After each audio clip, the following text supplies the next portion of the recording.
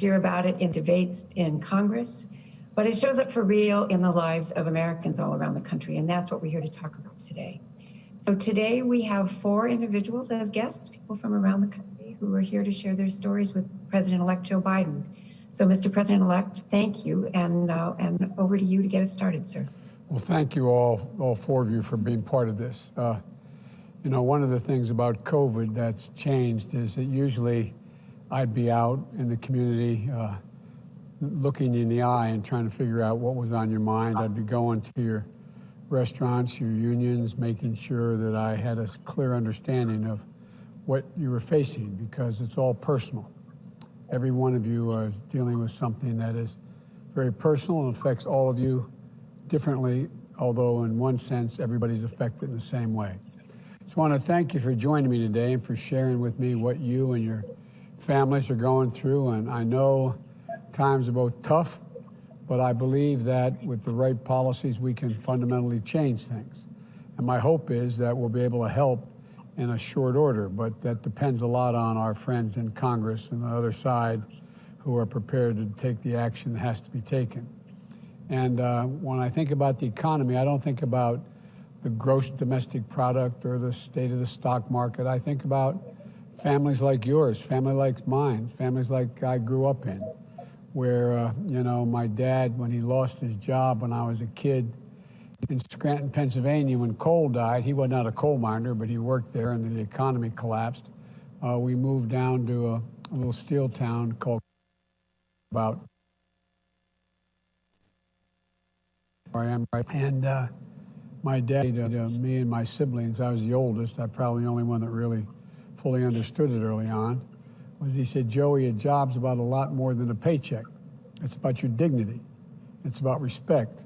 It's about your place in the community. It's about being able to look your kids, your family, your friends in the eye and say, I think everything's going to be okay. And he also used to say, Joe, I don't expect the government to solve my problems, but I at least expect to understand my problems, so they understand what it is, so I know they have a way of at least they're working on what I'm concerned about.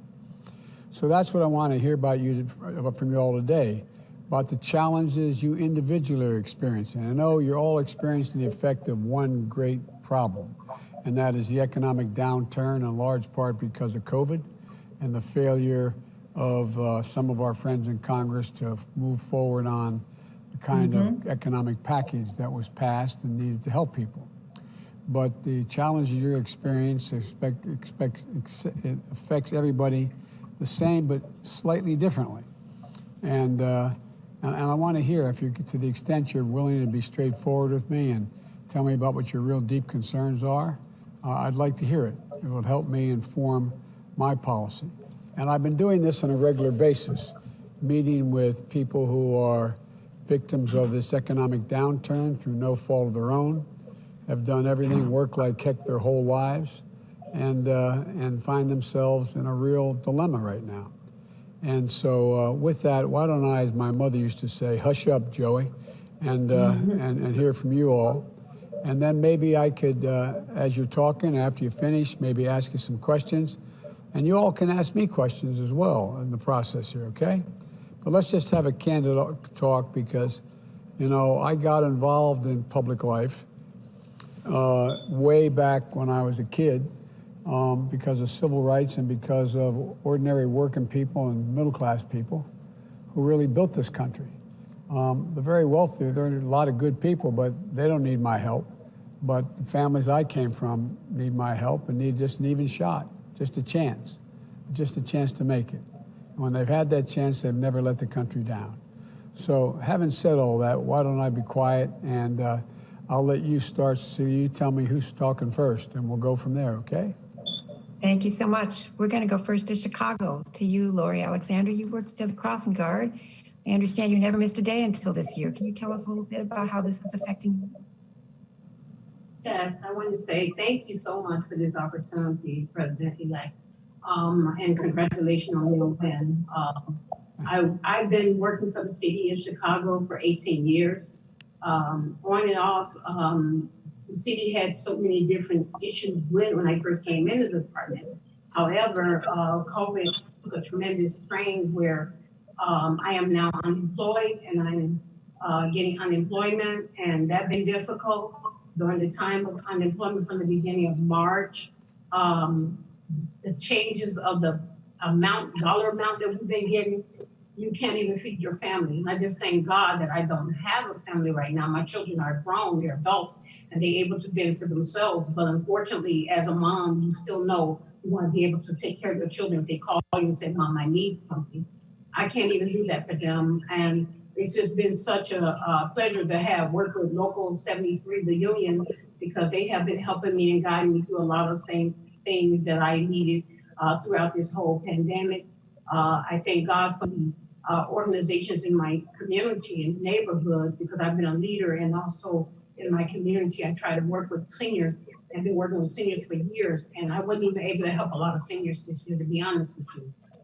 That's just been such a turmoil, but I do thank God I have the opportunity to speak about it for other people who are unable to speak for themselves right now. My job right now, because it's on a scale where I don't know if I'm able to go back to work, my biggest concern is probably my pension, if I choose to retire, or even if I'm still gonna be able to work. And if I do go back to work, would I even be safe?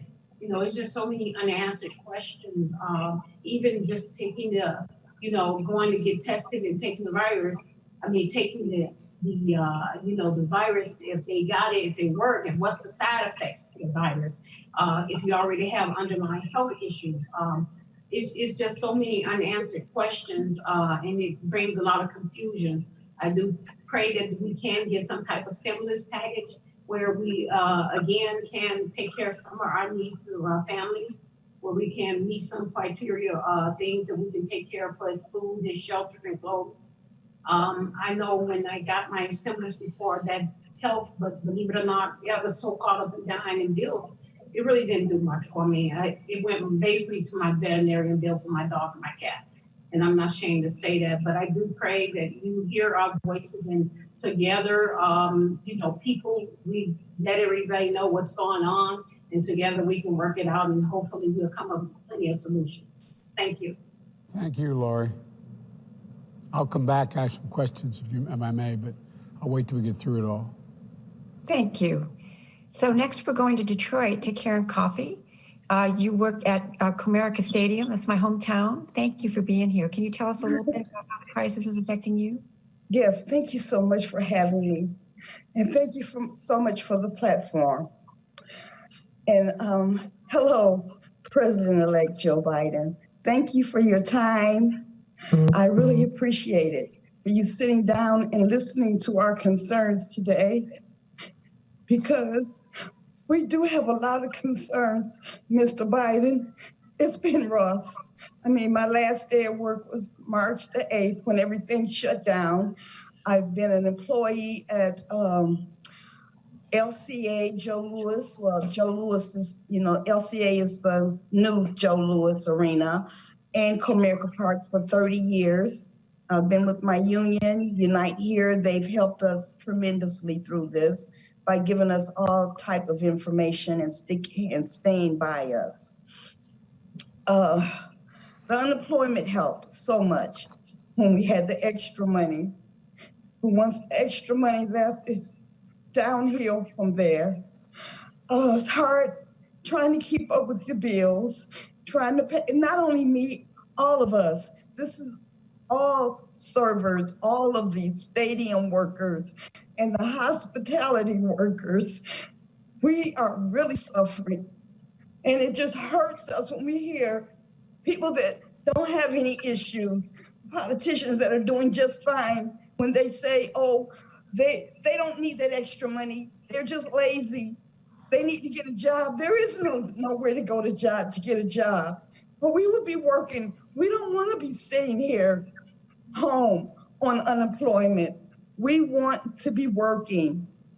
We want to be able to go back to our old jobs that we had, that we want to make sure that they're safe for all the employees to come back. We want to make sure that the companies cannot go out and hire new employees once we are able to go back to work. That they, we were right in the middle of contracts, and we're just hoping that they don't try and take our jobs away from us that we've been there for so many years and we've been so dedicated to them.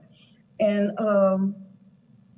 our health insurance, now we don't have health insurance. A lot of us pay for our own health insurance because the companies don't pay for that. But now we can't even afford to pay our health insurance because we're not getting the money. And I don't even know what to say. We feel hopeless. That's how we feel. We feel like we don't know what tomorrow is going to bring, where there's any help going to come from. And it's just an everyday struggle for us. So we're hoping that we can get some help. Our health insurance is gone. Our jobs are basically gone. And we need job security. We need the companies to know that they can't give our jobs to somebody else once this is over, that we can come back. We want to be there. We want to pick right back up our lives and move on. I mean, my mother is here with me. It's just been mentally straining and draining to have to worry about, she's elderly, so I worry about her. Then I have to worry about my own self, trying to stay healthy without insurance so I can take care of my mother. It's bad. And we need help. We need help with unemployment. We need help with our health insurance, and we need to know that our jobs will be there once it is safe for us to go back. And I thank you for this time and this platform, for you listening to our concerns, and hopefully we can come to some type of help, something that can get us through this. Karen, can I ask you a question before we go on? Do you have reason to believe that if the industry comes back, that is, your employers are able to open up again and have full service again, that they're not going to bring back their other employees? Do you have reason to believe that? Well, I fear that. I really do. I fear that from the company that I work for. I mean, our union is trying to stand behind us and trying to make sure that we're okay, united here, but we don't know. We have not heard one thing from them since they closed down, since we shut down. Not one reach out, not one email, nothing to say, we will welcome you back. So we don't know. We really don't know, none of us. Well, you ought to talk to your union. I think your union probably does know that they're likely. I am part of the union. Our company will not reach back out to us. Okay. It's ghosts. They're ghosts. All right, well, I think it's going to be hard for them to not hire back the existing workforce if they're able to hire people back.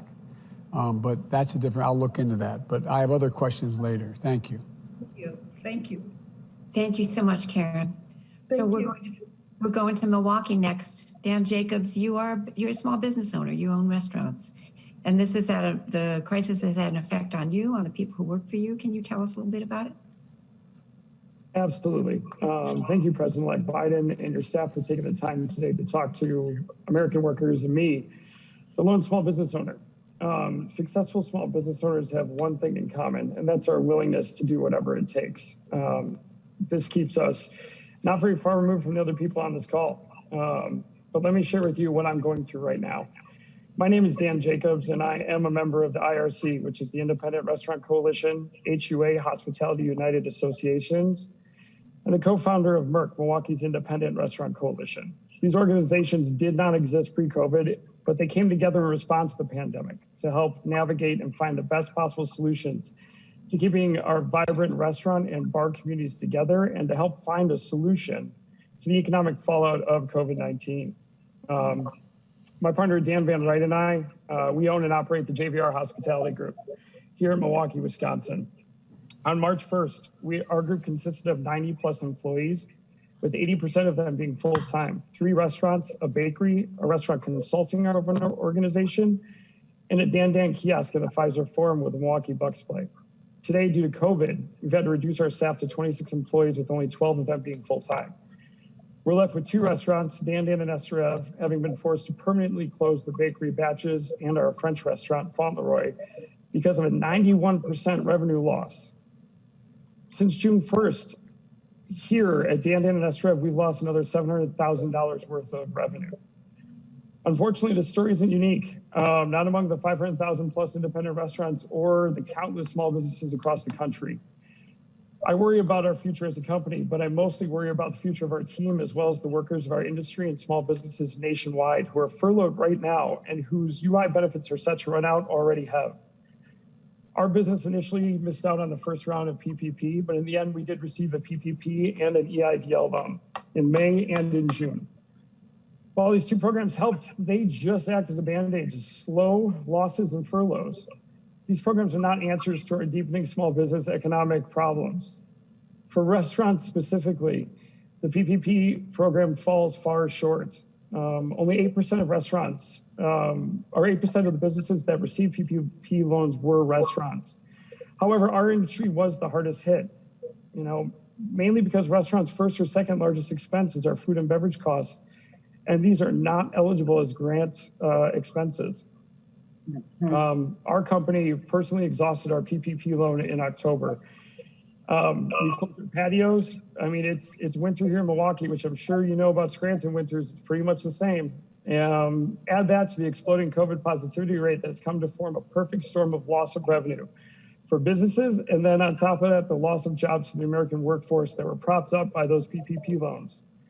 As winter approached, we spent $20,000 to make our restaurant as safe as possible for our team and for our guests. But that money just seems like a waste now, as it's just not safe to be indoors with people that aren't in your bubble. We are worse off right now than we were in March. At least in March, there was hope, and there was a feeling that we were all in this together. Now we look toward a long winter that's here or knocking on the door with a feeling of true desperation. Last month alone, my company lost $23,000. At this rate, we will make our obligations, having to continue to get real scrappy, real inventive through March or April. But after that, our continued operation is not guaranteed or even possible without some help. This is the big one, Mr. President-elect. If there's one point that I hope that you take away from today, it's that we as small business owners, like our workforce, cannot have that help come in the form of taking on more debt. We need grant help, and we need that grant help now. Luckily, there's programs out there like the Restaurant Act, which has bipartisan support in the Senate, including co-sponsored by your Vice President-elect, Kamala Harris, and has passed through the House of Representatives. The Restaurant Act would immediately help independent restaurants across the country. Independent restaurants account for 11 plus million workers, plus another 6 million workers just outside our bubble. Think about bakers, fishermen, farmers, foragers. These are the people that work outside of us. Restaurant and bars are a lot of the time people's first and last jobs in our workforce. So many people have passed through our industry, including former presidents like Abraham Lincoln, who was a bartender in Illinois. I love that story. I want the opportunity to bring my bartenders back and give them the tools to be their best selves, because who knows, the next one could be the next Joe Biden. The state of Wisconsin, though, the Restaurant Act would be absolutely huge. We understand the necessity to shut down now and stay safe right now for us to get through this winter with the very minimum loss of life. But the post-vaccine world is where our economy needs us most. The Restaurant Act would allow us to bridge to a post-vaccine world where we could get our staffs back to work, to galvanize Wisconsin tourism industry, encouraging travelers to eat in Wisconsin's establishments, visit our tourist attractions, go to our retail shops, and take in a show at maybe one of our local independent concert venues, which selfishly I miss the most. The Restaurant Act would allow independent restaurants to continue to be the gateway to cultures and neighborhoods throughout our country. It will allow us to be the great engine of our economy.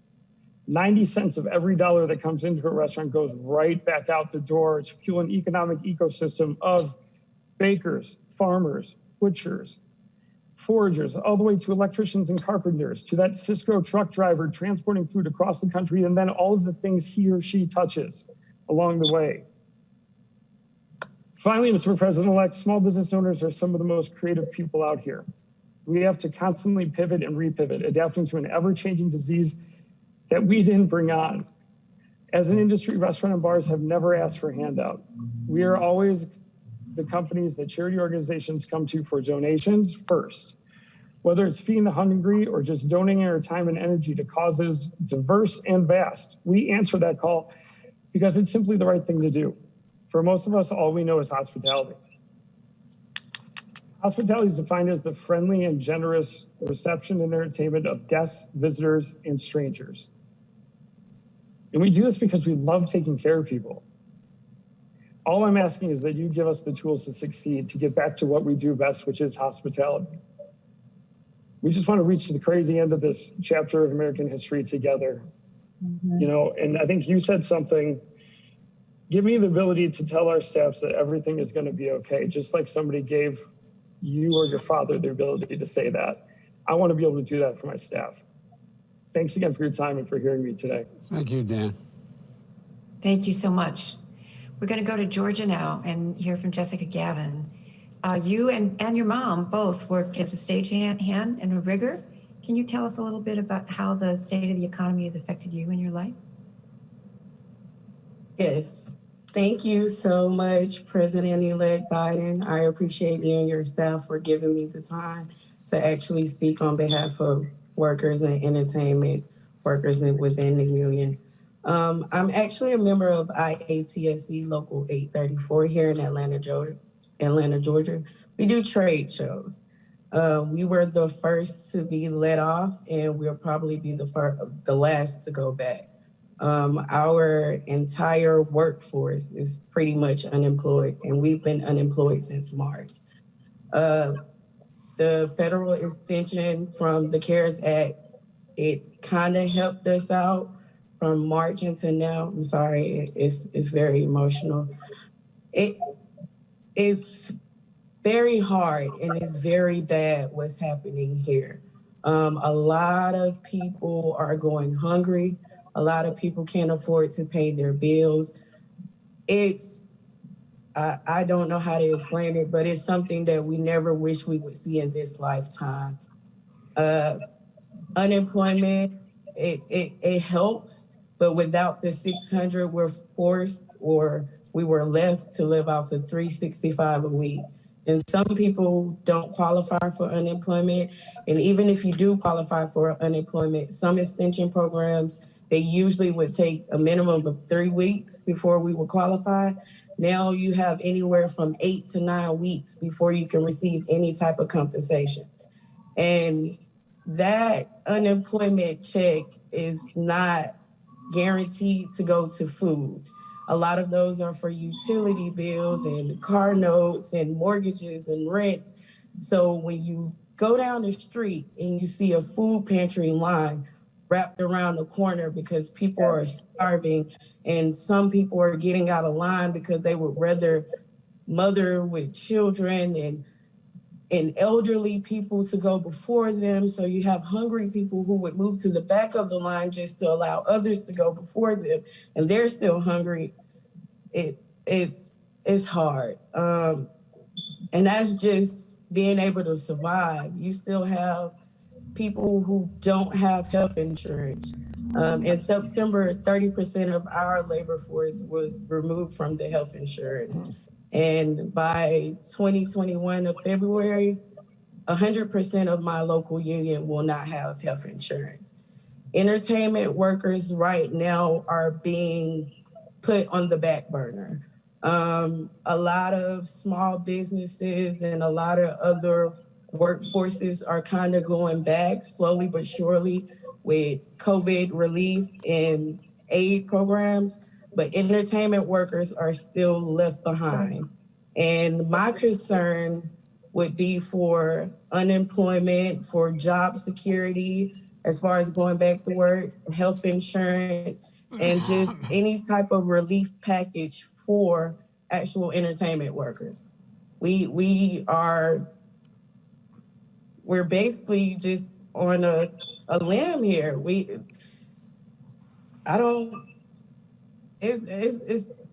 tried everything. We're doing as much as we can. We're trying to get out, and of course, I'm here in Georgia, so of course we're trying to get out and make sure we get people to vote for this Senate race, and because it's very important. But we need help. we need a lot of help. We need a lot of help. So my concern is, President-elect Biden, what will you do to aid workers who have been without since the beginning of February, some in January? What can you do, or what will you do to help us? We need help. And not all government assistance programs will relieve us from the burdens that we have of not being able to provide for our families. Yeah. And if you have union families like mine, my mother, my stepfather, my brother, as well as myself, we are all union members. So it's not like we can call another family member or call someone else to aid us when the entire family is off work. So my concern is the relief for working people during this time. Can I ask Thank you, you again. before the president-elect responds, I know your family has been hit hard by the COVID epidemic itself. Mm-hmm. Can you share that with us and with the president-elect? Yes. Like I said before, it has been very, very hard. I am so thankful for my union, because if it wasn't for being able to pull from pensions, our annuity, or IRA, we would be left without. Like I said before, I can't call my mother to ask her to assist in taking care of my home because she's going through the same situation. So at this time, it's like we are all in a slump. We are all just waiting, and we're on a hope and a prayer that something will change, because now we're going into a full year with no work, no income, and majority of us have no health insurance. So that's no way to pay bills. That's no way to really put food on the table to take care of your family. Usually around this time, everyone would be getting excited for Christmas. We will always be grabbing gifts and wrapping gifts and sitting around, but due to COVID, you can't even sit around your family, and we can't afford to purchase gifts. Nope. And I mean, to be honest, you look around, you can't even celebrate with some family members because we have lost them due to COVID. So COVID has really changed everyone's world. I can't call my aunt and ask her what she wants for Christmas because COVID has taken her life, as well as other family members and union members and friends. So I hope this vaccine actually do help. I hope that we can get back to work, and I pray that our government actually put in protocols and procedures for working people with COVID around, because the worst thing about COVID, even if we do go back to work and someone catches it or someone in the crew catches it, now we all have to quarantine. Now we're out of work again for 14 days. There's no relief or aid for working people when they're sent home and quarantined due to COVID. Now maybe I have to stay in a hotel, or maybe my family have to go somewhere else. All of this stuff costs money. All of this money. Everything costs money. And then not only that, we don't have health insurance. A lot of us, and if you do have health insurance, how long will you have it? So there's a lot of questions and concerns behind COVID, especially for working people. Again, my biggest concern is a relief for working people. Okay, you're going to take care of us while we're not working, but when we go back to work, will we still have relief? Because you have a lot of billion-dollar corporations that are not concerned about the health of working people. So, I mean, some of us wish we would never see these days, but we are seeing them. So we have to do something. President-elect, I'm so sorry that you had to come in during this time. I really wish you could just have won your election within a good time, but we trust you. The American people trust you. Unions trust you. Working people trust you. And Vice President Harris, I just hope all of this could just work out in our favor. But we trust you, and hopefully we can all come to some type of conclusion. Well, let me start by saying I'm going to be completely blunt with you and frank. about what's available, what's not, what should be and what shouldn't be. And to state the obvious, my ability to get you help immediately does not exist. I'm not even in office for another 50 days. And then I have to get legislation passed through the United States Congress to get things done. But I'll lay out what I want to do. But let me tell you what I think should be done in the meantime. Number one, there is what they call this lame duck session, a fancy word for saying the administration has changed, the Congress has changed, but the people who were there the past 2 years remain there until January 21st, when I would take office after being sworn in on January 20th. There's been an attempt to be able to provide for help in the meantime. One of my greatest concerns has been the failure to deal with COVID to begin with. Had we taken the action we should have taken back in late January, February, March, and April to deal with the disease, which the president said would go away, just like it will go away by Easter. It will, when the hot weather comes, it'll be gone. Don't worry about it. It's going to be like a miracle. It's going to go away. None of that was true to begin with. And it was all designed, in my view, to make sure that it didn't spook the stock market, which doesn't affect a lot of you unless you have a 401k, and even then it doesn't affect you that much. So we didn't do the things that had to be done in order to be able to protect people's lives and to dampen down, flatten out this curve and begin to make real progress on getting rid of the disease. At the bottom rung, that still is the single most consequential thing that has to be done. We could provide all the aid in the world, and your restaurants aren't going to be good and open unless people decide they're all going to show up anyway and get COVID if they're in close proximity to one another. And the states are not going to be able to fund the school crossing guards, which are essential workers, and the teachers and the first responders, the cops, the firefighters, the EMTs, et cetera, because they have to balance their budgets. The cities have to balance their budgets. And the good, smart thing about our founders, although it was over 200 years ago, that's why they allowed the federal government to deficit spend. That is, in moments of crisis, to be able to spend money on the come so that, in fact, we could get the economy moving again, which has happened in every great recession that we've had.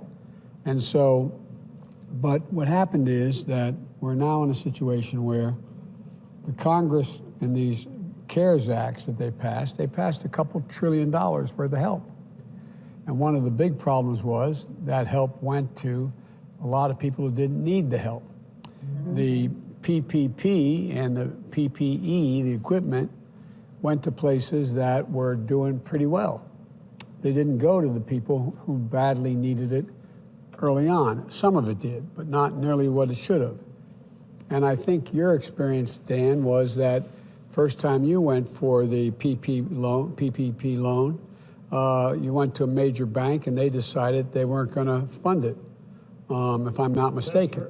Well, you may remember, because you seem to be attuned with what's going on in the news, I argued that that was going to happen because the big banks, even though they weren't liable for any of this money, they were getting it. We bailed them out in the past, you know, they were being held harmless.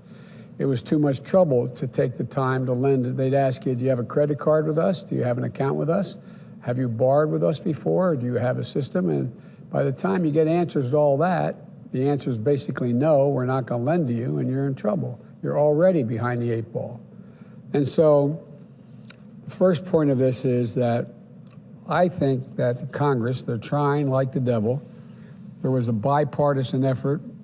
It's been happening now time and again, a bipartisan effort that came forward about 3, 4, or 5 days ago that called for, instead of the $1.6 trillion that the House thought, I think it's 1.6, Cecilia, I can't remember the exact number, in the new bill that they passed, back in May they passed it, They just finally decided, they negotiated something for about $900 billion. Wouldn't be the answer, but it'd bring immediate help for a lot of things quickly. But what happened was the president said he wouldn't support it, and apparently Republicans in the Congress said, the Senate said they wouldn't support it. So it's now back to square one again. And what our friends seem to be focusing most on is liability. Guaranteed there's no liability for businesses if in fact they open, anything happens. I mean, anyway, it's a long story, but here's the deal. One of the things that we think should happen and continue is that no one should be evicted from their apartment or their home for being able to fail to be able to pay their rent and or their mortgage until this crisis is over. And it should be funded. That should be held up. Now, you can't deny the apartment owner, he or she's not have just pockets that are so deep they can afford to pay everything and not have anything. So it was supposed to be paid for, not a loan, to be paid for in a crisis. This is a national crisis. This is a national crisis that we're facing, and it affects the entire economy. So the first thing is rent and just your housing, your basic housing. Are you able to maintain without being worried you're going to be getting notice you're thrown out in the street? Number two, and if you're fortunate enough to own your home, that's a different thing, or own your condominium, that's a different thing. Second thing is that there was a proposal we put forward that suggested that already over 10 million people have lost their health insurance because their businesses went out of business. So they can't afford, the business can't pay anybody. The business is out of business. So it's basically bankrupt. So they're not able to participate in paying for that.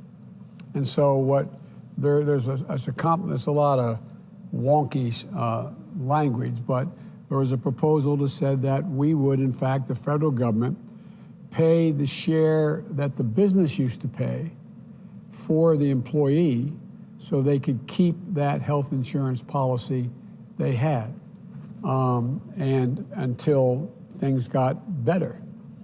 Thirdly, we find that the president is still in court trying to strip away all of health care from the Affordable Care Act. Just flat eliminate it all, get rid of it all. It's deadly wrong.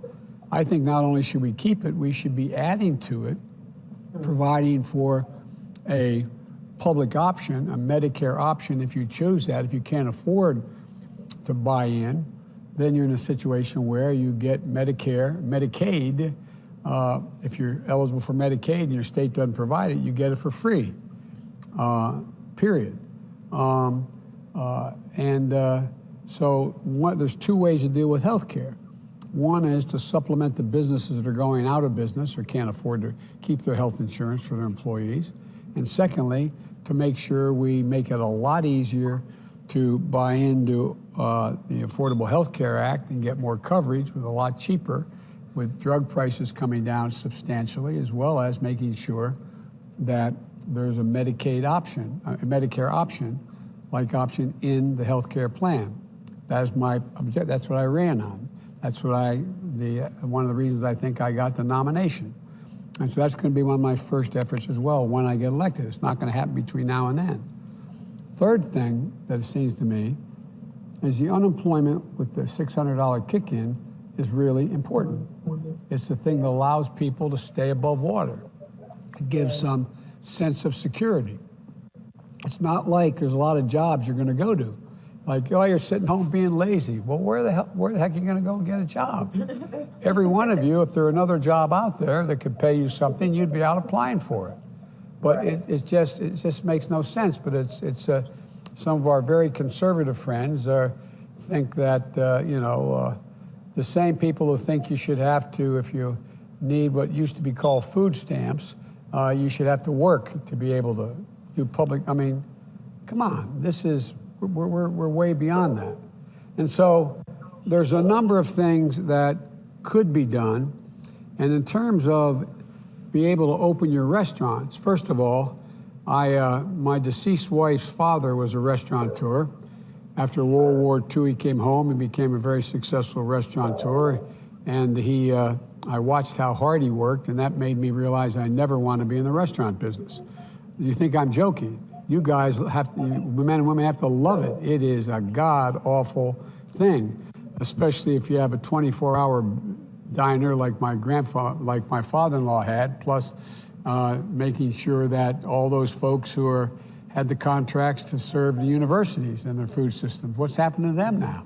They're all in trouble as well. There's nothing, there's nothing there because these universities are shutting down and are all going virtual. So we've got to provide for you the ability to open and open safely. And there's ways to do that, and it should not be a loan, it should be a guarantee. You should be in a position where you can have all that ventilation changed, all the dividers put up, all the social distancing that you need, and make sure that your staff is safe as well, both indoors and out. But it costs a lot of money to do that. And you should be able to get that money to be able to stay open, because it affects the ability of the economy to continue to grow. What people don't realize is putting this money into the economy generates economic growth. It's not just you have a debt, you do, but it generates so much growth. When your restaurant employee is able to go out and buy a used car, you go out and make sure they can get their first apartment, make sure they can go out and purchase new clothing. It all relates to everybody else does better. So that's why, for example, with my proposal, I know my Republican friends say everybody's a big spending Democrat. Well, the point is that even the Wall Street types like Moody's point out that my proposal would create 18.6 million new jobs, good paying jobs, and would increase the economy by $1 trillion, economic growth. So what's happening though is the big thing for Lori and state workers is, one of the most important things we have to do is we have to deal with giving state and local governments assistance.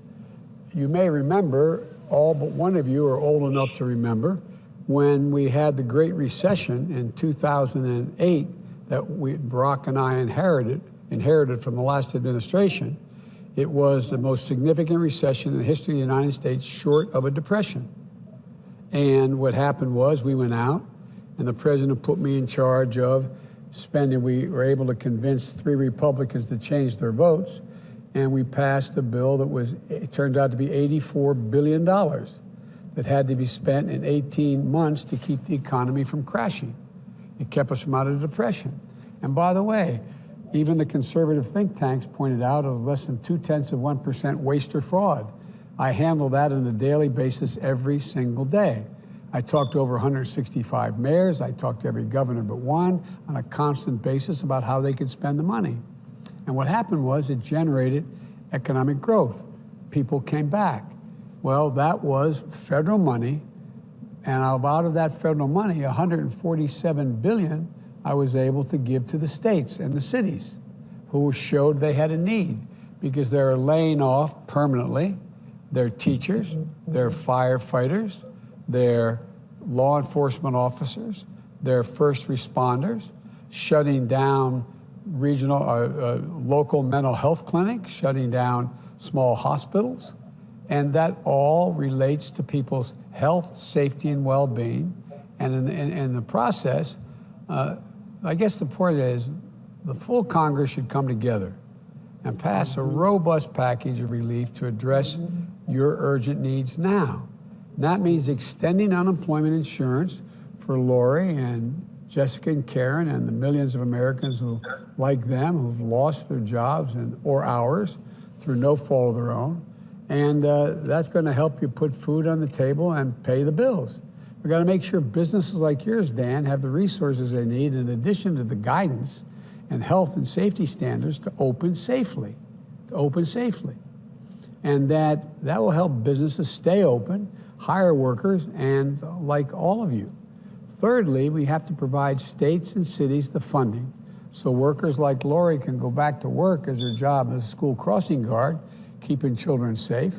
And we have to make sure that fourthly, people can't get evicted from their homes because they can't pay their rent or their mortgage payment during the pandemic.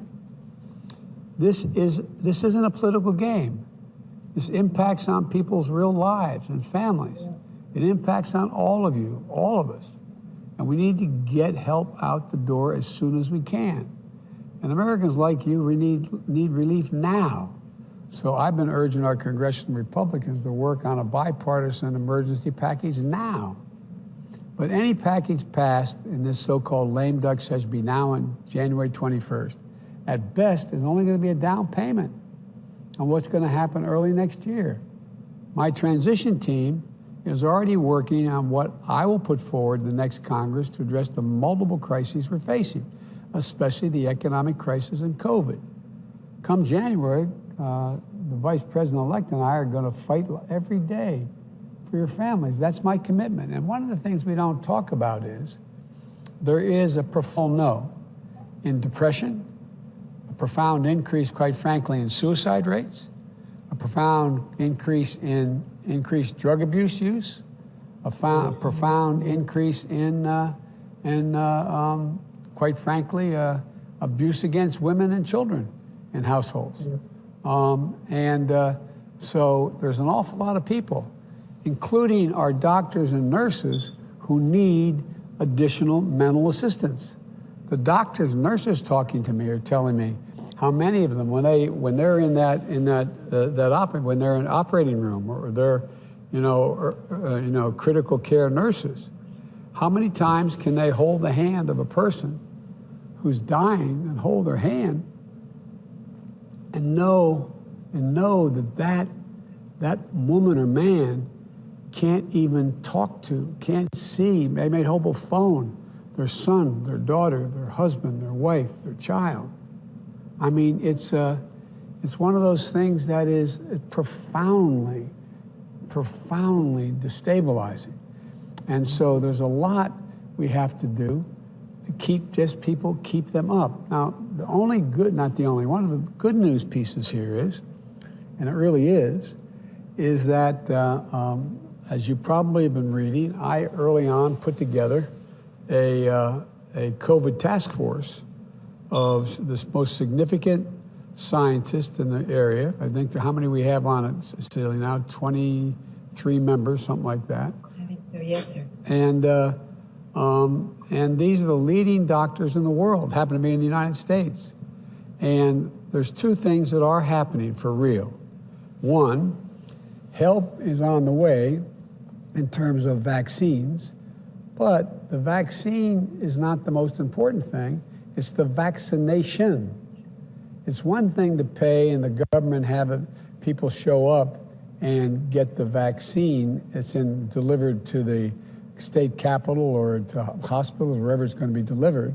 Another than to get that vaccine from the vaccine, I don't want to scare anybody, but into the arm, to get a vaccination. That's a really expensive proposition. We're talking about having to make sure over 340 million Americans, and others I might add, have to have access to that vaccination. And so that's going to rapidly, God willing, once we have it, be able to get out and be able to change the way in which we no longer have to shut down like we did. And what's happening is, and I hope you all are listening, as with all the trouble you're going through, you cannot be traveling during these holidays. As much as you want to, I have a large family. Barack used to kid me about it. I mean, everything for me is family, beginning, middle, and end. When one comes, everybody comes. You think I'm joking? I'm not. We would have 16 people go away every Thanksgiving. My deceased son, before he passed away, we'd all go away, and we'd go away on Thanksgiving to be just a nuclear family. mom, dad, sons, daughters, husbands, wives, grandchildren. And we, the first time, we had a Thanksgiving with my wife and myself, my daughter in the region, and her husband, who's a doctor in the region. That's it. All my other kids, everybody else in the family, was on Zoom on Thanksgiving, which doesn't. Well, Christmas is going to be a lot harder. And, you know, I don't want to scare anybody here, but understand the facts. We're likely to lose another 250,000 people dead between now and January. You hear me? Because people aren't paying attention. People aren't paying attention. You are, Dan. You're not letting people congregate inside your restaurant. You know what that would mean. But there's ways we have to bring down the virus. We have to bring down the replication rate of it. Anyway, and we have to significantly increase testing. And there's a lot of things we can do by the spring to be able to get everybody back in the swing of things, and people being able to safely open, and safely be with one another. But look, I know Trump always made fun of me. I'm always wearing this mask. But let me tell you something. It matters. It's not about saving my life. It's about saving your life. When I have this mask on, I have the heavy one underneath it. When I have this mask on, it's less about me being safe. It's about me making sure that you're safe. It's a patriotic thing to do. It really is. You know, I hear all this about, well, it's a great sacrifice of my freedom. Well, tell that to all the people who went to World War I and gave their lives, and World War II and the Korean War. Come on. You're helping other people. It's not you. It's other people. Other people. And so I think we have to change the mindset here a little bit. It's got to be about giving, about giving. You know that old expression from the Bible, what you do unto the least of my brethren, you do unto me? Well, you know, that's what this is about. I'm not trying to proselytize and convert anybody to anything, but it's just basic human decency. Just decency. So, look, I promise you, the things that I'm going to be working on very, very hard are first and foremost getting the billions of dollars that are needed to get COVID under control, get the vaccine distributed, get it out quickly, and get it to the most urgent people most urgently needed. And that happens to be people who are in nursing homes, because there's significantly high proportion of those are in the mortality side of things. The number of people who have died in nursing homes exceeds about anything else. You're going to have to get it to those doctors and nurses, who, by the way, are losing their lives. Their lives. A lot of them, not a joke. It's about those first responders driving those ambulances, making sure that they're showing up. It's about that fireman going into a burning vehicle and pulling somebody out, not asking, do you have COVID or don't you have COVID? I mean, we have to get and then to get to the school teachers and businesses, small businesses, to be able to open. Because small business is the economic engine of the country. And restaurants are a major part of that small business. A major part of that small business. So, you know, I just think that, you know, Karen, I know this has a lot of emotional strain on you and everybody else. And but imagine what it's like if you weren't even a member of a union. I know. That's why I love my union. No, but my point is, that's the last point I want to make. America is built by the working folks and middle class. And the unions built the middle class. And look at all the people who aren't represented, who don't have any possibility. Talk about a pension. What pension? I remember my dad coming home and saying, well, I started this pension, the company, he just decided to stop it. Boom, done, over. Or remember him rolling around in the bed at night and asking my mom what was the matter. And she said, Dad's upset because we lost our health insurance. You know, I mean, this is stuff that has a profound impact on people's minds, their sense of themselves. And so, but I don't want you giving up hope. I really don't want you giving up hope. I promise you, hang on. We're going to get through this. You're going to get through this. It's going to be hard as hell for the next 50 to 70 days, unless the House acts in some way, the Senate acts and passes some of this material. And Dan, I think we got to go back and look at all the businesses that have gone out of business, and look at all, particularly minority businesses. You have, something like 4 out of 6 black businesses going out of business. The center, whether it's the local grocery store or it's the beauty salon or whatever, it's the center of communities. Most of you are from fairly large cities. Well, there's a lot of rural areas that are really getting crushed. They don't have anything going for them. We can fix it. And I think when we fix it, we got to go back and try to make up for what we didn't do for you all. What we didn't do. So people aren't left with staggering amounts of debt, staggering amounts of as they go through. So anyway, every time I'd walk out of my grandpa's house up in Scranton, Pennsylvania, he was a good guy, and he'd yell, "Joey, keep the faith." And my grandmother would yell, "No, Joey, spread the faith." You got to spread the faith a little bit. That. No, I really mean it. I promise you, watch. I always try to do what I say I'm going to do. If I make a mistake, I'll tell you I made a mistake, and I'll take responsibility. It's the responsibility of the President of the United States to set the agenda as to how we deal with this crisis. It's a responsibility. A guidepost for how people can move forward instead of leaving it to and the mayors and governors are working like hell, Democrat and Republican. They're working like hell. But they need more guidance and more help. And that's what my job is as the commander-in-chief. I view this as sort of a standing army we got to put together to deal with this. But, we all know, you've all been through not just this crisis, many of you have been through difficult times in your life in other ways. We all have dealt with pain. But it's kind of the human condition is that I believe why we're going to do okay is it's always a bad bet to bet against the United States. The United States is all about possibilities. There's never anything we've tried to do together we haven't been able to get done.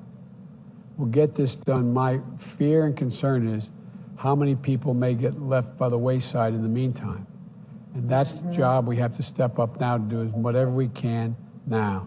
And by the way, look at all that's going on. Look at what's happening in major cities in America where there's prosperity. You see miles and miles and miles and miles of automobiles lined up to get food, The food shortage in the United States, lack of access is overwhelming.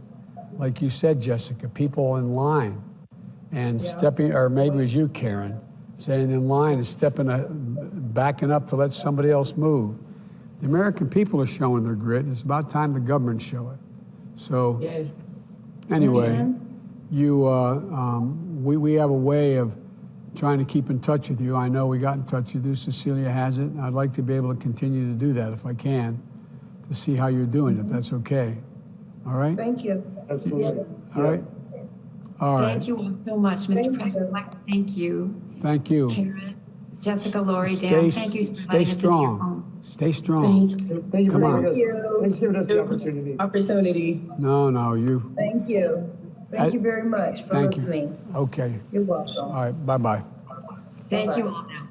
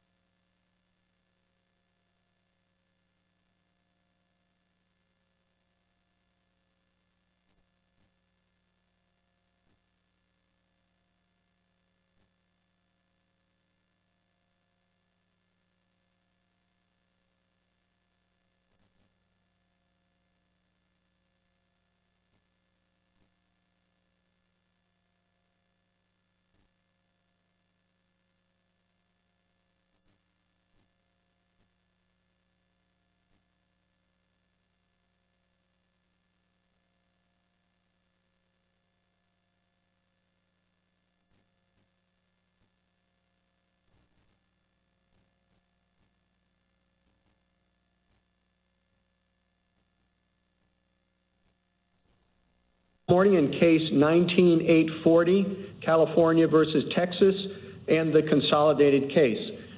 General Mongan. Mr. Chief Justice, and may it please the court. In NFIB, this court construed Section 5000A of the Affordable Care Act to create a choice: either obtain the health insurance addressed in Sub A or pay the tax described in Sub B. In 2017, Congress didn't change Sub A or Sub B. It just reduced the amount of the tax to zero. 5000A still presents a choice: either buy insurance or do nothing. That inoperative provision doesn't harm anyone, and it doesn't violate the Constitution. Now, respondents insist that the 2017 amendment requires the court to tear down the entire ACA, but that theory rests on two untenable arguments. First, respondents contend that Congress transformed Sub A into a command when it zeroed out the tax. That reading is contrary to this court's construction of the same text. It's at odds with how Congress and the President understood the amendment, and it would attribute to Congress an intent to do exactly what this court said would be unconstitutional. Second, respondents argue that if this single provision is now unconstitutional, then every other provision of the Act must also fall. But the starting point of any remedial analysis would be the strong presumption in favor of severability, and here the text and statutory structure powerfully confirm that presumption. After a year of debate about the future of the ACA, Congress made a single surgical change. It made 5000A unenforceable by eliminating the only legal consequence for not buying insurance, and it kept every other provision in place. So we know the rest of the Act should remain in effect if 5000A is held to be unenforceable, because that's the very framework Congress itself has already created. Mr. Chief Justice, I welcome the court's questions. Thank you, General Mongan. I'd like to begin with the standing issues. Is someone who does not follow the mandate and purchase insurance violating the law? Not on our view, Your Honor. We think that this is a inoperative provision and there is no legal command. But even if the court were to accept the plaintiff's theory that it is a command at the standing stage, they still can't establish standing because there's no threat or even any possibility that that command would be enforced against them. Well, so if someone who doesn't purchase insurance pursuant to the mandate applies for a job down the road and has to fill out a questionnaire asking whether you've ever violated the law, which box should he check, yes or no? Well, I think if their view, Your Honor, is that this is a command, I suppose they'd have to say that they'd violated the law. And if they had alleged that they were applying for such a job and that the employer was going to use such a form, then that might be a viable theory of standing. But of course, there's no such allegation before us here today. Well, let's say Congress passes a law saying everybody has to mow their lawn once a week. And they even make a lot of findings about why that's a good thing. You know, it makes the country look neater. You get fresh air if you have to do that. It supports the but the fine for violating it is $0. Do they have standing? I mean, the neighbors will see that they're not obeying the law. The objectives of Congress will not be fulfilled. In other words, there'll certainly be injury to that person, and I wonder if under your theory that person would not be able to challenge the law. I don't think that they would be on the theory that they've altered their conduct to comply with the law and they've suffered some injury. I think that follows from this court's cases in Poe and Holder and American Booksellers, that it's not enough to say that I'm injured by complying with the law. You also have to show some real threat of enforcement. And here, of course, Congress eliminated the only enforcement mechanism in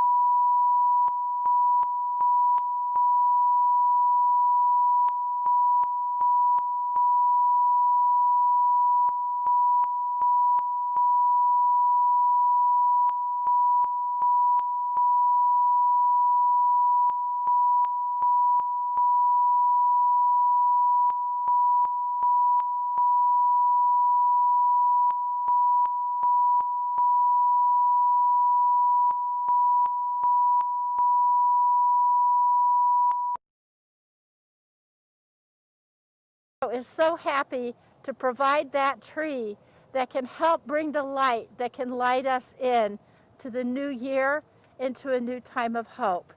And with that, I'm honored to introduce my friend and colleague, the senior senator from Colorado, Michael Bennet.